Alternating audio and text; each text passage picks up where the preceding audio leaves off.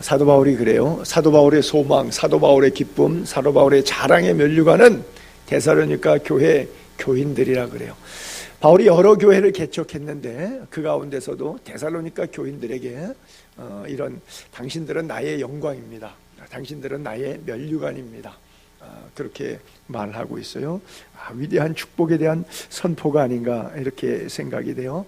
자, 두 토막으로 내서 우리 17절 18절 먼저 한번 보도록 할게요. 너희를 잠시 떠난 것은 얼굴이요 마음이 아니다. 그리고 더욱 보고 싶다. 그래서 한 번, 두 번 가려고 계획 세웠는데 수포로 돌아갔는데 결국 영적으로 판단해 보니까 사탄이 우리가 가는 것을 막았다. 지금 이렇게 쓰고 있어요. 여러분, 표현이 참 좋죠. 너희를 떠난 것은 얼굴이다. 즉 몸이 떠났다고 해서 마음이 떠난 것은 아니다. 여러분, 제가 3주간 안식 주간을 가졌거든요. 그래서 그리스에 한 또 2주간 가 있었었는데 제가 몸이 떠난 거예요? 얼굴이 떠난 거예요? 마음이 떠난 거예요? 여러분은 제가 안 보고 싶었겠지만 저는 여러분 보고 싶었거든요. 그래요? 나는 여러분들이 저를 안 보고 싶게 만들어요.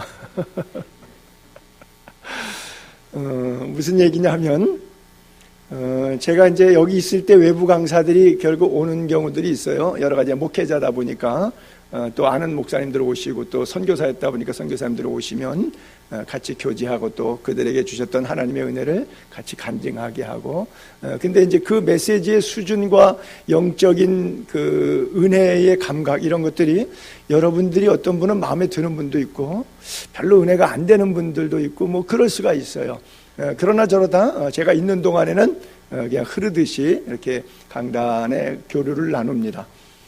그런데 제가 비우기 위해서 누구를 세울 때 그때는 제가 전혀 생각나지 않는 은혜가 막 쏟아지는 분을 제가 꼭 강단상에 세워요. 그래서 여러분들이 설교를 들으면서도 우리 목사님 안 오고 저분이 담임 목사 해도 좋겠다라고 할 정도의 분들만 꼭 제가 세웁니다. 그런 느낌 못 받으셨어요? 받았죠? 그래요. 맞아요. 맞아요. 왜냐하면 제가 의도할 거 그런 분들만 세우는 거예요. 물론 그분들 여기서 한 몇 년 목회하면은 또 여러분들이 어떤 생각을 가실는지는 잘 모르겠어요. 그러나 어쨌든 간 짧은 시간 동안 몇 차례 말씀 전하고 또 주일 한 번 말씀 전할 때는 그 말씀이 너무 주옥 같은 은혜가 돼서 전혀 담임 목사님 생각 안 나는 그런 분들을 저는 의도적으로 이렇게 좀 세웁니다. 또 엉뚱한 얘기 잠깐 하면 왜 그런 얘기가 있어요. 목회자잖아요. 부목사가 담임 목사보다 설교를 잘하면 오래 못 버텨난다. 근데 저는 저보다 설교 못하면 자를 거예요. 세상에 인간 손용산만도 못하면 안 되지. 그렇죠? 부교육자는 담임 목사를 능가해야 돼요. 여러분, 아버지보다 자식이 더 나아야 돼. 아버지만 못한 자식이 좋은 자식이에요.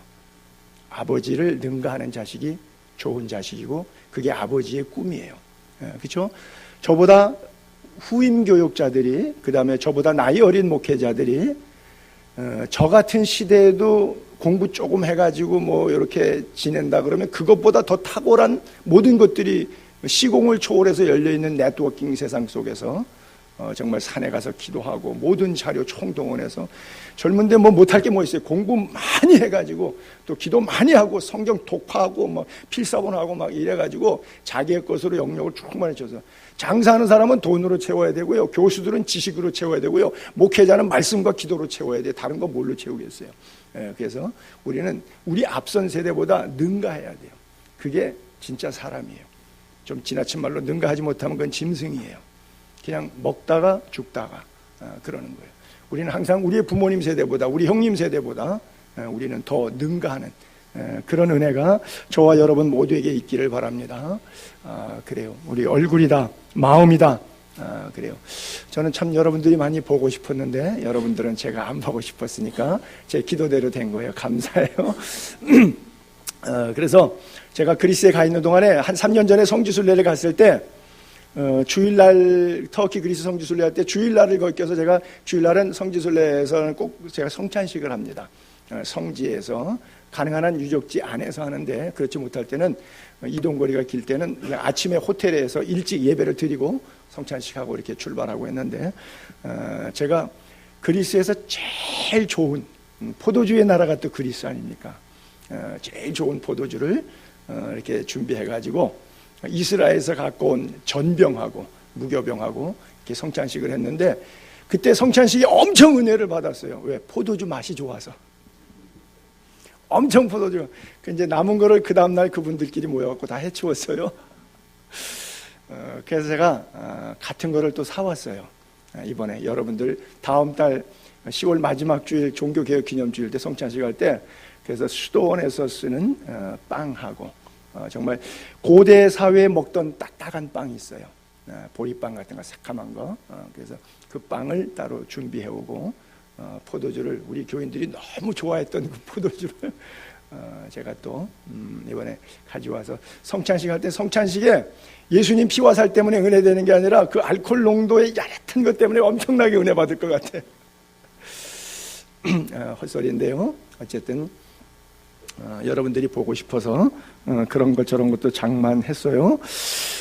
여러분 이 데살로니가 교회 3주 만에 인간 관계가 형성됐는데 얼마나 보고 싶으면 얼마나 보고 싶겠어요. 근데도 지금 데살로니가에서 아테네가 500km고 아테네에서 또 고린도까지가 100km면 600km 거리에 떨어져 있는데 그 교인들이 그렇게 보고 싶다는 거예요. 그러면서 편지 써서 내가 지금 600km 밑에 떨어져 있지만 그러나 얼굴만, 몸뚱아리만 가 있는 거고 마음은 아직 당신들하고 같이 신앙생활하고 있다는 거예요. 그런 편지를 이렇게 보면 기분이 좋을까요? 나쁠까요? 참 좋겠죠. 그래요. 시간과 공간을 뛰어넘는 하나님의 친교, 코이노니아가 이루어지고 있는데 사실 현실적으로는 어렵지만 마음으로 저게 가능했어요. 지금 현대교회는 어려울 거예요. 아마. 제가 여담을 조금 하면서 내가 3주 동안 나가 있던 이야기를 했는데 우리 사이는 현대교회 교인들이니까 뭐 그런 감정이 싹 틀 가능성이 제가 볼 땐 희박해요. 근데 저렇게 말하는 건 성경에 써 있는데 그 당시는 2000년 전의 교회는 그런 교회였어요. 왜냐하면 사람이 교회지 건물이 교회가 아니었기 때문에. 그래서 그들 초대교회 성도들과 성도 사이의 그 끈끈함은 시간과 공간이 자리할 틈이 없이 꽉 밀접한 관계를 형성하고 있었던 거예요. 보세요. 초대교회, 사도행전 4장에 나타났던 초대교회의 모습 이런 표현이 있죠. 한 토막 구절을 보면 그 중에 초대교회 성도들 가운데 그 중에 가난한 사람이 없으니 이는 밭과 집 있는 자는 팔아서 그 판 것의 값을 가져다가 사도들의 발 앞에 놓으니까 사도들이 또 가난한 사람에 구제하는데 각 사람의 필요를 따라서 나누어줘서 도무지 물건을 자기 것을 자기 것이라 소유욕을 주장하지 않고 서로 유무상통하는 관계가 되었어요. 여러분 어떤 형제 집안에 형제가 의가 좋아서 형이 잘 보니까 동생이 가난하고 없으니까 형은 집이 세 채다. 야, 너 한 채 가져라. 그리고 덜커덕 주고 그런 집안 보셨어요? 형제지간에도 그런 거 없어요.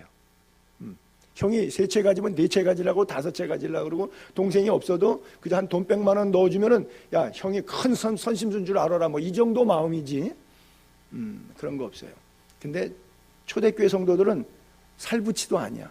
가족관계도 아니야. 그런데 교인이 있는 분이 없는 분을 위해서 목사님의 발 앞에다 갖다 놔서 목사님이 알아서 좀 우리 교회가 은혜로운 교회가 될 수 있도록 써주세요. 이런 교회 보셨어요? 없어요. 현실적으로는 어려워. 근데 초대교회는 다 그랬어요. 예루살렘 교회가 그랬고요. 안디옥 교회가 그랬고요. 저 데살로니가 교회가 그랬어요. 그러니까 초대교회로 돌아가자, 초대교회를 본받자, 뭐 초대교회가 되어야 된다, 이런 얘기 많이 하는데 사실은 진정한 회개는 마틴 루터 말 맞다나 호주머니가 회개하는 것이 진정한 회개예요. 지구상에 이런 교회가 없지만 2000년 전에 있었으니까 사도 바울은 그런 교회들을 칭찬하면서 이렇게 얼굴이다, 마음이다, 이런 표현을 썼어요. 그리고 너희에게 가고자 했으나 사탄이 우리를 막았도다 그래요. 여러분, 무슨 일을 할 때 잘 막힐 때가 있죠. 막힐 때는 이유가 있는데 그 이유를 하나님께 물으세요. 아씨, 왜 이렇게 막히는 거야? 왜 이렇게 안 되는 거야? 라고만 생각하지 말고 왜 막혔는지, 왜 안 되는지 하나님께 한번 물어보세요. 하나님께 묻는 감각과 기도에 대한 무릎 꿇음이 없이 내 마음대로 인생이 돌아가지 않는 것에 대한 불평과 불만만 가득하면 그에게 믿음이 있다고 보기 어려워요. 지금 가려고 하는데 막혔어요. 근데 그 막힌 것도 사탄이 막았지만 하나님의 은혜 가운데 필요한 일이라 생각하고 자기가 억지로 시행하지 않고 때를 참아 기다립니다. 이것이 은혜예요. 여러분, 사도 바울이 가려고 했는데 막혔다.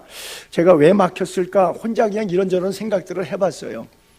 그 당시에 데살로니카에 야손 사건이 있었잖아요. 무리를 깡패 총이라고 베레아까지 쫓아가고 뭐 이런 사건이 있어요. 근데 그때 깡패들이 야손의 집이 들이닥쳤는데 바울 없었어요. 베레아로 도망갔어요. 그리고 베레아에서도 성경 공부한다 그래서 또 무리를 총에서 따라가는데 밤에 데살로니카에 사람들이 왔다는 소식 듣고 바울은 또 도망갔어요. 결국은 성공 못했어요. 2번 다 실패했어요. 무리를 총에 깡패 사건을 일으켰지만 그 사람들 뜻대로 못했어요. 그러면 악한 사람들이 자기가 실패했으니까 안 되는구나 그럴까요? 안 그러면 때를 기다릴까요? 끝까지 하죠. 죽어도 하죠. 자기 목에 칼이더라도 합니다. 악한 사람은 악한 일을 위해서 쓰임받게 되어 있어요. 끝까지 합니다. 해코지를. 근데 아직 사도 바울을 해코지 끝까지 못했는데 고린도에 있는데 지금 올라온다는 소문이 좀 있으면 자기 나름대로 계획이 있겠죠. 이런저런 정황들의 소문들이 흐르니까 아마 야손 사건 이후의 문제로 인해서 이것이 아직 그 연장선상에 있어서 분노하던 깡패들 때문에 사도 바울이 아직은 하나님의 때가 아닌가 보다 뭐 그렇게 생각했을 수도 있고요. 아시다시피 사도 바울은 안질환과 약간의 간질기를 좀 가지고 있었잖아요. 육체적인 고통이 있었다고요. 사탄의 사자인 육체의 가시를 자기에게 주었어요. 그러니까 600km면 왕복하게 되면 1200km를 갔다 와야 돼. 걸어서. 이게 육체적으로 몸이 피곤한 사람, 뭐 감기 기운 있고 몸 아픈 사람이 이게 1200km씩 간다는 거 현실적으로 한 번에 마음 먹기 쉽지 않아요. 내가 우리 교인들하고 우리 교육자들하고도 꼭 그래 해보고 싶은데 뭐 어려운 이야기지만 우리 교인들하고도 뜻맞는 사람들하고 한번 같이 해보고 싶은 게 뭐냐면 산티아고 길 800km를 한번 걸어보는 거예요. 내가 우리 아들 연석하고 좀 한번 한 3년 전에 너랑 언제 한번 내가 걸어야겠다. 왜 이 녀석이 이제 또 뭐 자기 생각도 있고 인생에 그러니까 부자지간에 한번 걷고 싶은데 나랑 안 가고 결혼하고 지 마누라랑 둘이서 신혼여행으로 거기 걸어갔다 왔어요. 어쨌든 산티아고 길이 뭔데 한번 걸어보고 싶은 건 개인적인 이야기입니다만 근데 그건 이제 800km짜리 40일 동안 걷는 건데 왕복 1200km를 사도 바울이 몸이 건강이 안 따라주는데 간다는 것은 현실적으로 육체의 가시, 사탄의 가시 때문에 조금 자기 안에 좀 굉장한 어려움이 있지 않았을까 그런 생각도 해봐요. 그리고 또 사탄이 막는다는 이유는 현재는 지금 고린도 교회를 목회하고 있어요. 근데 거기서 재판 자리에 끌려가고 뭐 회당장 소스테네가 갈리오 총독 앞에서 대신 자기 숙식 제공했다고 대신 매를 맞고 밤에 내가 발에 먼지 떨어버리고서는 이방인에게 가리라 뭐 그랬는데 또 못 가게 성령께서 마케도냐 환상처럼 코린티안 콜 또 부르셔갖고 바울아 잠잠하지 말고 두려워하지 말고 말하라. 이 성중에 네 입을 통해서 구원받을 내 백성 많다. 그러니까 다시 또 보따리 풀어갖고 오버스테이하고 뭐 이런 주변적 상황이 현재 저쪽은 떠나온 데살로니가 교회고 지금 현재 목회하고 있는 고린도 교회의 어떤 영적 목회적 상황이 그렇게 쉽게 또 짧은 시간 안에 갔다 오신 길이 아닌데 여러 가지를 고려해 볼 때 마음은 굴뚝 같은데 마음은 거기 가 있는데 얼굴은 몸은 여기 있을 수밖에 없는 그런 여러 가지 정황이 있겠죠. 그건 제가 혼자 생각을 해보는 거예요. 어쨌든 여러분 바울은 또 고린도에 있을 때 이 데살로니가 교회를 가보고 싶은 것은 2차 전도행 때인데 3차 전도행 때는 똑같은 지역에서 로마를 가려고 굉장히 애썼어요. 고린도에서 로마서를 집필했다 그랬잖아요. 자, 로마서 보면 그 1장 10절과 13절에 이런 구절이 나와요. 어떻게 하든지 이제 하나님의 뜻 안에서 너희 로마 교회에 나아갈 좋은 길 얻기를 기도하고 있다. 하나님, 나 로마 교회 가야 돼요. 로마도 보아야 해요. 로마를 위해서 기도하고 있어요. 가려고. 근데 일이 안 열리는 거예요. 그러면서 또 이야기하죠. 형제들아, 내가 여러 번 너희에게 가고자 한 것을 너희가 모르기를 원하지 아니하노니 지금까지 길이 막혔도다. 결국은 고린도에서 가려고 시도 많이 하고 기도로 준비했는데 못 갔어요. 못 갔어요. 그리고 거꾸로 서쪽으로 로마로 못 가고 동쪽으로 에페소로 해서 가이사랴 상륙해갖고 예루살렘 들어갔다가 체포돼가지고 가이사랴에서 2년 동안 있다가 죄수의 몸이 돼갖고 276명 타는 죄수배 가지고 유라굴로 풍랑 만나면서 멜리데 섬에 걸쳤다가 로마로 가게 되죠. 그러니까 세월이 한 5년 정도 지나서 결국 나중에 가긴 가게 되는데 그때 가려고 해요. 사람은 그럼 오겠다고 하는 사람이 5년 뒤에 오면 여러분 어떻겠어요? 5개월 뒤에 오는 것도 아니고 오겠다고 했던 사람이 5년 뒤에 오면 얼마나 힘들겠어요, 기다리는 것이. 자, 그래서 사도 바울은 자기 뜻대로 되는 게 없어. 길이 자꾸 막혀. 여러분들에게 길이 막히거들랑 하나님께 물으세요. 길 막힐 때는 하나님의 이유가 있어요. 왜? 상대편이 지금 말하는 것보다 나중 말해야 알아들을 때가 있어요. 그것은 하나님의 섭리, 하나님의 in his timing이에요. 길이 막혀서 안 된 것 같지만 잘된 사람이, 대표적인 사람이 누구예요? 요셉이잖아요. 형들이 팔아먹었어요. 근데 보디발의 집에 가갖고 보디발의 아내 때문에 아주 어려움을 겪었어요.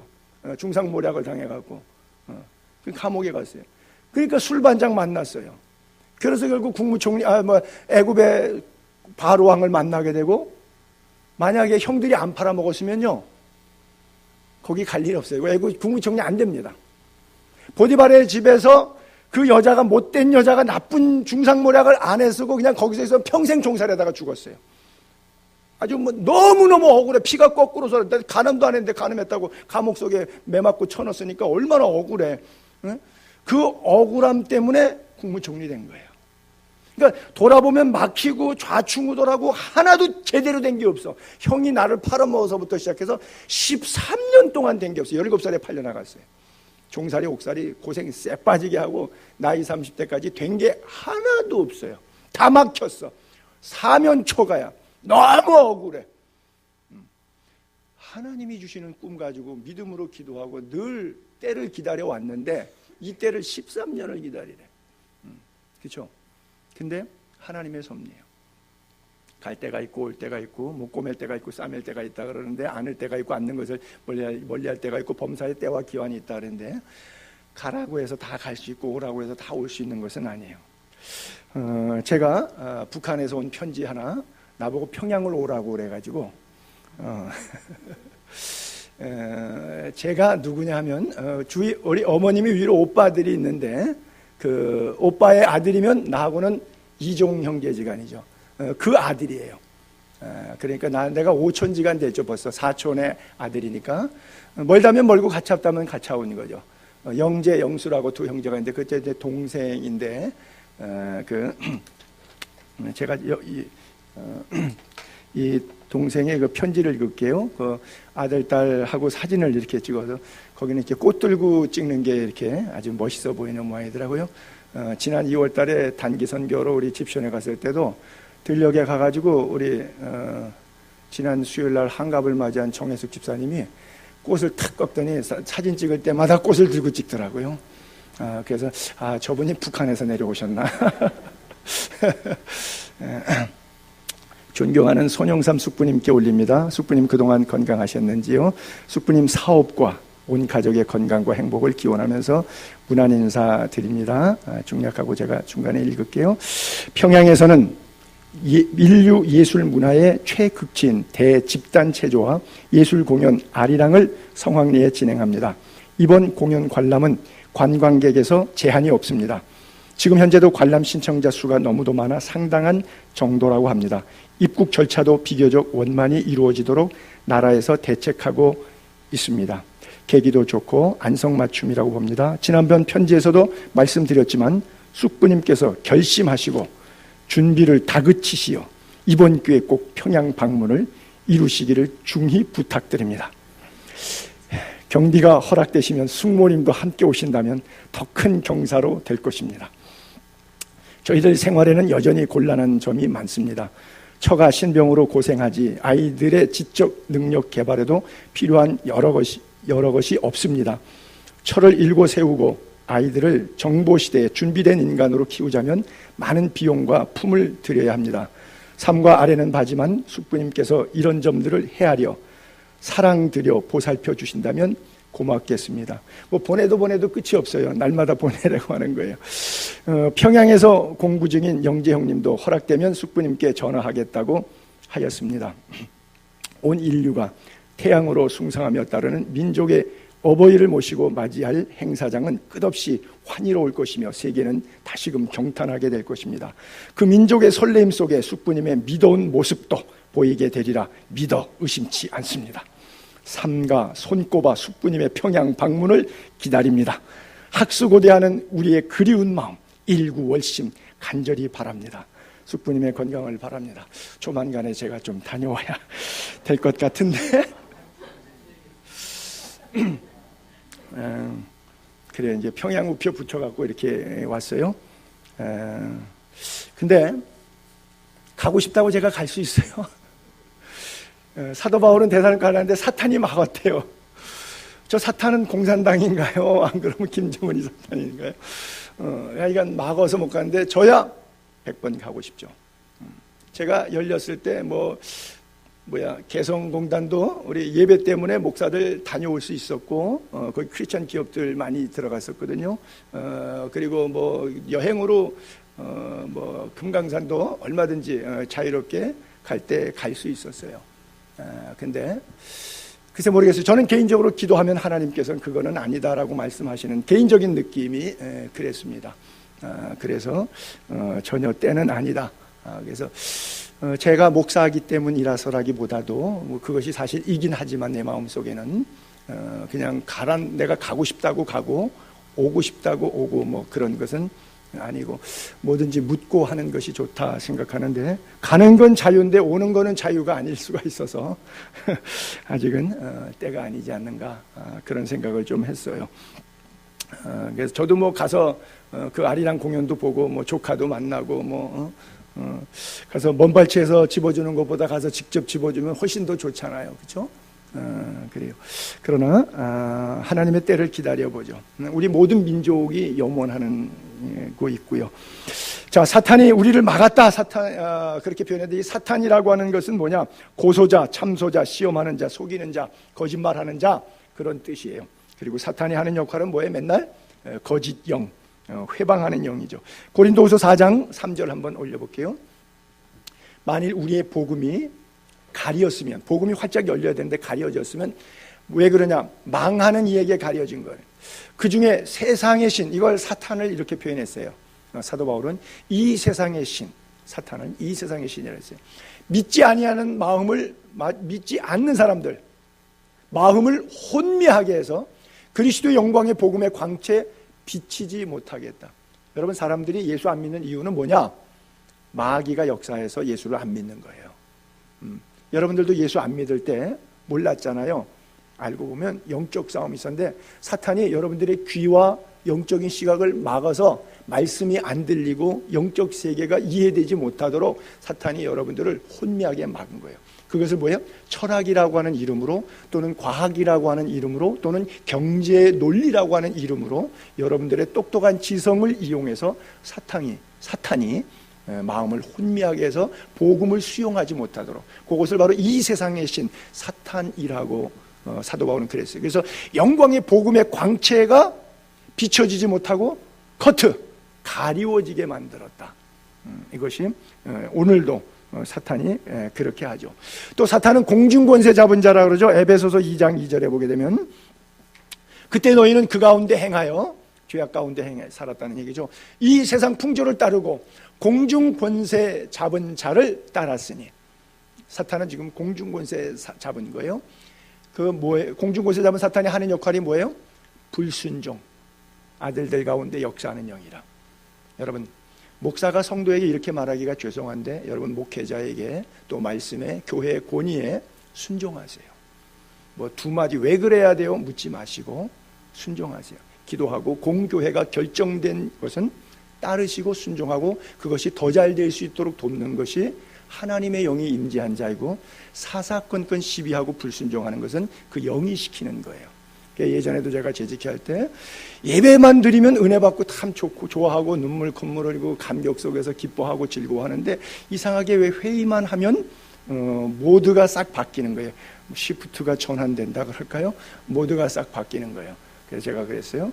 사탄이 목사 속에 들어왔다, 장로 속에 들어갔다, 권사 속에 들어갔다, 집사, 이게 돌아가면서 장난질을 한다, 뭐 그런 얘기했는데 그게 사실인 거예요. 이 공승권세 잡은 자가 불순종의 영, 거역의 영, 이런 것들을 집어넣어 가지고 역사하게 만드는 거예요. 이것이 교회 안에 늘 비일비재하게 일어나는 겁니다. 지금도 사탄은 하나님의 사역을 방해하고 거짓말하고 비난하고 중상모략하고, 그래서 영적 전쟁을 계속하는데 방법은 항상 두 가지 중에 하나를 채택하는 거예요. 사람 상대 딱 보고 요놈은 내가 먹으려고 그러면 우는 사자처럼 아주 공갈 협박으로 나가야지, 딱 그래. 그럼 먹히는 거예요, 사탄이. 전략을 짜요. 그리고 딱 반대쪽으로 요 사람은 좀 영적으로 준비가 된 친구니까 요것은 아주 칭찬해 주자. 광명한 천사처럼 너 잘한다, 너 잘한다, 너 잘한다, 너 잘한다, 이러면 지가 넘어지게 되어 있어. 교만의 영으로 붙잡는 거죠. 사탄은 양수 겹장하듯이 때로는 우는 사자처럼, 때로는 광명한 천사처럼. 그러면 사탄을 이기는 비결은 뭐예요? 하나님의 전신갑주. 우리 에베소서 6장에 그랬죠. 하나님의 전신갑주를 입으라. 왜? 마귀의 간계를 능히 대적하기 위해서는 하나님의 전신갑주, 그렇죠? 완전 군장, 군부대로 말하면 진리 허리띠, 의의 호심경, 평안의 복음의 신발, 믿음의 방패, 구원의 투구, 성령의 검, 즉 하나님의 말씀을 가지라. 즉 하나님의 전신갑주를 입으라라고 하는 것은 한마디로 하나님의 말씀을 가지라. 왜? 말씀은 능력이니까. 사탄이 아무리 세도 이 말씀을 이겨요? 못 이겨요? 못 이겨요. 예수님 시험하러 왔을 때 3번 시험하는데 뭐라 했어요? 기록하였으되, 기록하였으되, 기록하였으되. 다 방패가 뭐였어요? 예수님? 말씀을 적용했어요. 그렇죠? 내가 누군지 알고 감히 네가 뭐 이런 소리 해봐야 소용없어요. 말씀으로 인용하는 거예요. 사람이 떡으로 사는 것이 아니다. 하나님의 입에서 나오는 말씀이니라. 신명기 8장 말씀을 딱 들이대니까 꼼짝 못하잖아요. 여러분이 예수님께서도 오병이어 기적을 만드실 수 있는 분이, 그까짓 거 돌 하나 떡 만드는 거는 여반장이죠. 손바닥 뒤집는 것만큼 쉬워요. 그런데 왜 안 하셨어요? 오병이어는 말씀 사역을 위해서 둘러선 무리를 축복하셔서 그들로 하여금 영육 간의 강건함과 풍성함을 주시기 위한 메시지가 있지만, 내 배고픈 배 하나, 떡 한 쪽으로 빵 하나 만드는 것은 나 일신의 영달의 문제니까 그것은 기도해야 될 문제가 아니라고 판단하신 거죠. 예수님의 사역은 중심이 바로 그런 거예요. 똑같이 할 수 있는 일이지만 어떤 때는 하시고 어떤 때는 안 하시는 이유가 무엇인가? 전체 공동체의 유익인가? 하나님의 영광 드러내는 건가? 안 그러면 내 배고픈 욕심 채리자는 건가에 따라서 달라진다고 하는 것이죠. 그래서 하나님의 전신갑주는 우리가 말씀을 대처하면, 말씀으로 검증하면 뭐든지 다 알고 이해할 수 있죠. 자, 두 번째 토막 19절과 20절에 우리의 소망이 무엇이냐? 우리의 기쁨이 무엇이냐? 우리의 자랑의 면류관이 무엇이냐? 예수님 오실 때에 너희가 아니냐? 너희는 우리의 영광이요 기쁨이니라. 참 이 구절을 읽으면 너무 행복해요. 여러분의 소망은 뭐예요? 이 몸의 소망 무엔가 우리 주 예수뿐일세. 주님이 여러분들의 소망이에요? 난 또 여러분의 소망은 난 줄 알았잖아. 지금 사도 바울은 그 얘기를 하고 있는 거예요. 바울의 소망, 물론 그리스도이시겠죠. 십자가를 붙잡고 있는 사람이겠죠. 그러나 자기의 기쁨, 나의 영광, 그 다음에 내 면류관은 뭐냐? 당신들이라고 하는 거죠. 올림푸스 산 정상에 그리스 신화로 가득 찬 그 마을에 살았던 도시의 이 데살로니가 지역에 우상이 가득했는데 너희가 어떻게 그 우상을 버리고 살아계신 하나님 앞에 돌아와게 되니? 야, 내가 3번 설교했는데 3번 설교에 어떻게 그렇게 큰 하나님의 역사가 나타나서 그 평생 조상 대대로 섬겼던 사신 우상을 다 철폐해버리고 하나님께 돌아와. 야, 당신들은 나의 면류관이다. 당신들은 나의 기쁨이요 소망이고 나의 영광이요 나의 자랑거리다. 바울이 너무 흥분했어요. 너무 좋았어요. 그래요. 손영삼 목사도 마찬가지겠죠. 바울의 소망이 데살로니가 교회 성도들이라면 손영삼 목사의 소망은 예수의 교회 성도들 맞습니까? 대답 안 하시는 분과 하시는 분 차이는 나의 소망인 분은 대답하셨고 나의 육체에 가시가 있는 분은 대답을 안 하셨을 테고 그래요. 제가 성남중앙교회 7년 전에 개척했을 때 우리 개척 동지 가운데 한 분 박상태 집사님이라는 분이 그랬어요. 목사님, 내가 이제 70인데 자기도 그 61년생에 둘 다 동갑이에요. 그러니까 이제 같이 물러나면 그럼 목사님 선교지 가실 때마다 자기가 같이 가서 은퇴하면 선교지 같이 다닙시다 그러더라고요. 제가 너무 좋았어요. 근데 이제 지금 이제 시골로 낙향을 하셨는데 내가 은퇴하면 가서 잡아올 거예요. 선교지 가자고. 그래요. 그리스도 안에서 가족보다 더 가깝게, 왜? 하나님의 영광 그늘 아래에 같이 뭉쳤기 때문에 주의 영광을 위해 서로가 서로에게 소망이 되고 서로가 서로에게 면류관이 될 수 있다면 그것보다 좋은 관계가 어디 있겠어요? 아니, 담임 목사와 성도 사이가 서로 소망과 기쁨의 관계하고 왼수, 목사 바꿔야 되는데, 저 교인 나가야 되는데, 이런 관계와 얼마나 큰 차이가 있겠습니까? 사도 바울이 데살로니가 교회에 이 영광스러운 소망의 관계, 사랑스러운 관계, 우리 교회도 이런 관계가 되었으면 좋겠습니다. 고린도전서 9장 23절에 보게 되면 사도 바울이 면류관 얘기를 하게 되는데, 복음을 위하여 모든 것을 행했다. 복음에 참여하려고. 그러면서 하나의 예를 드는 거예요. 면류관 얘기. 고대 로마의 그리스의 올림픽, 고대 올림픽 예를 들은 거죠. 달리기. 다름질하는 사람이 운동장에 다 달려가지만 상 얻는 사람은 한 사람이다. 이처럼 너희들도 상 얻기를 위해서 최선을 다해서 표대를 향해서 달려가라. 이기기를 다툰다고 하면 그러면 모든 일에 절제되나니, 신앙의 승리를 위해서 내가 할 거 다 하고 세상적으로 살 거 다 살고 어려워요. 여러분, 신앙생활에는 다소의 절도와 절제가 필요합니다. 예배 시간 쓰는 거, 물질 쓰는 거, 모든 면에 있어서 이기기를 다툰다는 건, 우리의 상대는 누구예요? 우리와 다투는 건 누구예요? 사탄이잖아요. 그렇죠? 영적인 세계잖아요. 그러니까 영적인 싸움에서 사탄을 이겨서 성령의 도우심으로 신앙생활 승리하려면 절도가 있어야 되고 절제가 있어야 돼요. 사도 바울이 그걸 권면하고 있어요. 모든 일에 self control in Bible, 성경 안에서의 스스로의 조절 능력이 있어야 돼요. 그래야 면류관을 받는데, 심지어 세상 달리기 하는 사람은 승리자의 면류관을 얻는데, 썩는 면류관, 제가 올리브나무 잎사고 갖고 월계관을 썼잖아요. 그거는 말라버리잖아요. 그렇잖아요. 그것이 아니라 썩지 아니할 것을 우리는 얻는다. 의의 면류관, 생명의 면류관, 썩지 아니할 면류관. 제가 목회를 마치고 죽어서 하나님 앞에 서게 됐을 때, 언젠간지는 모르지만 서게 될 거예요. 70 은퇴하기 전에 내가 빨리 죽을 수도 있고, 은퇴한 이후에 조금 더 살다가 죽을 수도 있는데, 어쨌든 하나님이 부르시는 그날 하나님께서 내가 17살 만 신학교 들어가서 교육전도사, 전도사, 목사, 선교사로서 평생을 살다가 죽었는데, 그때 하나님께서 나에게 물으실 거예요. 너 뭐 갖고 싶니? 뭐 갖고 싶다고 대답해야 돼요? 여러분 갖고 싶다고 대답해야 되죠? 하나님께서 나에게 주실 상은 무엇일까요? 돈일까요? 명예일까요? 자리일까요?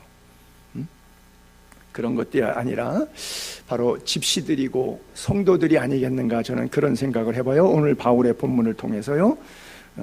바로 그들이 하나님의 말씀을 통해서 은혜받고 예수 믿게 된, 구원받게 된 그 거룩한 백성들, 성도들이 사도 바울에게 소망이고 기쁨이고 영광이고 자랑이 되었다라고 하는 거예요. 사도 바울이 자랑했던 것, 갈라디아서 6장 14절, 나는 하나만 자랑한다 그러죠. 내게는 우리 주 예수 그리스도의 십자가 외에 결코 자랑할 것이 없다. Only cross, 오직 십자가만 자랑해. 그리스도로 말미암아 세상이 나를 대하여 십자가에 못 박히고, 또 반대로 내가 또한 세상에 대해서 그러하다. 세상의 십자가가 나를 힘들게 하지만 나도 세상을 이긴다는 거예요, 십자가로. 그렇죠? 여러분, 예수 믿고 십자가 붙들고 살면 시온의 대로가 확 열려서 다 잘 됩니까? 안 그러죠. 사탄이 와서 계속 추근적거리면서 방해하고 신앙생활 똑바로 못하게 하죠. 그래서 바로 나를 대하여 십자가에 못 박히고 나 세상이 또한 그러하다. 그래서 이턴 저턴 간에 내가 끝까지 붙잡는 것, 자랑하는 것은 십자가밖에 없다 그랬어요. 바울이 그토록 간절히 고대하고 기다리는 그날이 있죠. 여러분, 바울처럼 그날 기대함이 우리 안에 있습니까? 그토록 철저하게 처절하도록 싸우도록 십자가 붙들고 그날을 향해 달려간 이유가 있잖아요. 월급날이니까, 그렇죠? 월급날이니까, 합격자 발표하는 날이니까, 그렇죠? 그것을 디모데후서 4장 7절에는 이렇게 표현하죠. 선한 싸움 싸우고 달려갈 길 마치고 믿음 지켰다. 이제 끝났다. 이후는 나를 위하여 의의 면류관이 준비되어 있다. 의로우신 재판장이 그날 나에게 줄 것이다. 이거를 바라본 거예요. 제가 갖고 온 그런 표현 쓰죠. 이 길 끝에서 계속 가면 밝게 웃으시고 손에 양손에 면류관 들고 우리 머리에 씌워주시려고 기다리시고 계시는 주님이 보이냐고요. 사도 바울이 그걸 본 거예요. 예비가 됐는데 나를 위해서 의의 면류관이 예비됐어요. 그날, 디데이, 그날 내게 씌워주실 거예요. 아직은 쓰지 못했어요. 여기 있어요. 주님이 저기서 면류관 들고 기다리세요. 달려갈 길을 가는 거예요. 선한 싸움 싸우고 믿음을 지키는 거예요. 그렇죠? 달려갈 길이 바로 그 길이잖아요. 이 길 끝에 서 계신, 면류관 들고 서 계신 그 주님을 바라보는 은혜. 결론적으로 우리가 최후 승리하도록 끝까지 신앙의 경주를 잘 하게 되기를 바랍니다. 나는 드문드문 교인들의 목회하면서 교인들의 신앙생활 건데 믿은 지 얼마 안 됐는데 너무 뜨거워, 너무 잘 믿어, 참 귀하고 고마워. 근데 금방 푹 식어버려. 충성도 대단하지만 그 열의도 또 식는 것도 또 대단해. 그리고 어떤 분들은 잘 가요. 중간중간 홈런도 치고 대박도 치고 잘해. 근데 하루아침에 다 쏟아버려.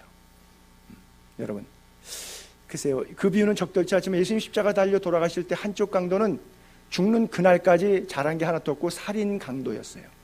근데 마지막에 대박 났어요. 오늘 밤 네가 나와 함께 낙원에 있으리라. 여러분, 마지막에 웃는 사람이 진짜 웃는 사람이에요. 축구하다가 3대0, 5대0 이기면 뭐해요? 역전해서 마지막 순간에 연장전 들어가가지고도 지는 경우가 있잖아요. 얼마나 땅을 치고 해요. 중간에 이겼다고 막 감독한테 가서 끌어안고 막 그러는데 결론은 질 건데 그냥 한두 골 넣고 이겼다고 그냥 좋아라 하는데 처음에는 흥분되겠지만 막 재방송으로 본다 그러면 그 감격해하는 것이 별로 기분이 좋게 안 보일 수도 있어요. 여러분, 초, 중, 고 성적 계속 상위권에 가고 교회 잘 나와서 신앙생활 잘했어요. 그런데 대학교 가더니 뭐 좀 약간 놀기 시작하더니 또 뭐 이상한 것도 뭐 친구들이랑 하고 막 그러더니 삼천포로 빠지는 사람들이 부지기수로 많죠. 어렸을 때는 믿음이 그렇게 참 좋았는데 이 중고등부가 사실 기점이에요. 우리도 중고등부하고 그 다음에 대학 청년부 됐을 때 걔들이 다 내년에도 계속 신앙생활을 잘 유지할 것이냐, 이거 지금 이제 김영빈 전사님이 얼마나 임팩트를 잘 치냐에 따라서 결론을 나는 거예요. 얼마나 바로 그런 거예요. 여러분, 신앙생활 잘하다가 마지막에 삼천포로 빠지면 안 돼요. 50년 교회 생활하고 지옥 가거나 평생 목회하고 지옥 간 목사들이 수두룩하게 있다는 거예요. 마지막 한 구절, 요한삼서 1장 3, 4절. 뭐가 기쁨이냐? 요한삼서, 요한의 기쁨이 바로 그거예요. 가이오 장로에게 보낸 편지인데, 내가, 그러니까 너가 이 말이죠. 네가 진리 안에서, 진리는 뭐예요? 예수 그리스도. 내가 곧 길이요 진리. 예수 안에서, 말씀 안에서 행한다는 말이에요. 진리 안에서 행한다 하니 내가 심히 기뻐한다. 똑같은 말을 반복했어요. 4절에는 내가 내 자녀들이, 그러니까 믿음으로 낳은 신앙의 자녀들, 성도들을 얘기하는 거죠. 요한 사도가 가이오 장로에게 지금 쓴 편지가 요한삼서예요.